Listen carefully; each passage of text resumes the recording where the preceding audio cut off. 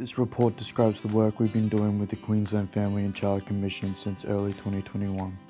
As youth researchers, we've been drawing on our experience in the Queensland Child Protection System.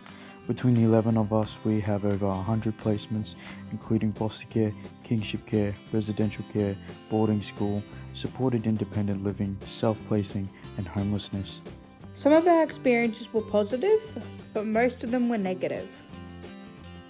While our experiences have been diverse, what we all have in common is that we don't want any other child or young person in the child protection system to go through the negative things we experienced. It's as simple as that. We want a future where there isn't such a vast difference between outcomes for children involved with the child protection system and those that are living at home with their parents. We want a future where kids in care are listened to when they speak up, Where they are believed and understood and helped to solve problems and make their circumstances better. That's why this project is called Rights, Voices, Stories. All children have rights. We want to make sure the voices of children and young people involved with the child protection system are heard and their stories influence a positive change. The QFCC recruited us because they want their oversight work to focus on measuring what matters to children and young people. In March, we came together for a 3-day workshop to work this out. The next section of our report explains how we did that. We set our own rules for the workshop and agreed that everyone's opinion and experience matters. We talked about what we wanted to achieve by the end of the workshop and how our values influence the way we approach this project and the issues we think matter. We came up with a long list of things that mattered to us when we were involved with the system and grouped them into themes. We talked about what we had come up with and made sure it reflected issues that would matter to kids of different ages and circumstances.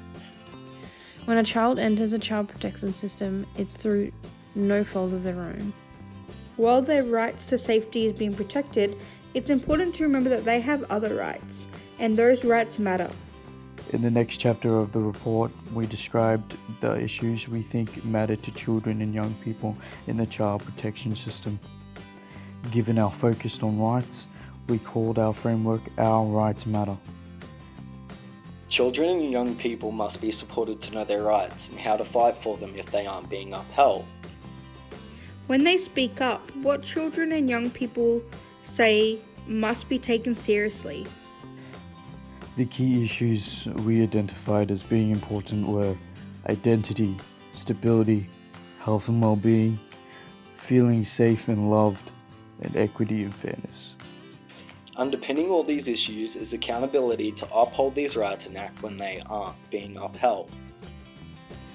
Let's have a closer look at the 5 key issues we identified.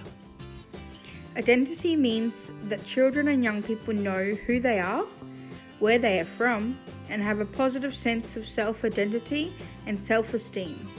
Their involvement in the child protection system does not define them.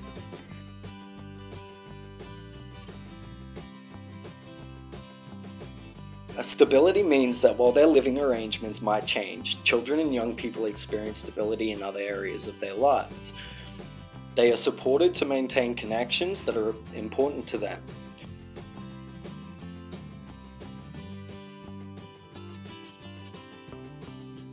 Health and well-being means that children and young people have their mental, physical, emotional, and developmental health needs assessed, treated, and reviewed at appropriate times, including at their request.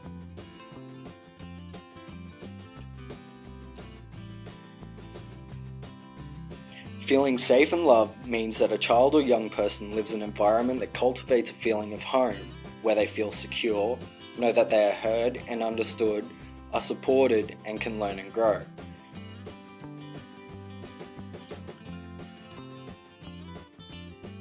Equity and fairness means that children and young people are entitled to fair and equal treatment in the home with all the same rights, expectations, and enjoyment as all other children while being supported to prepare for life as an independent individual.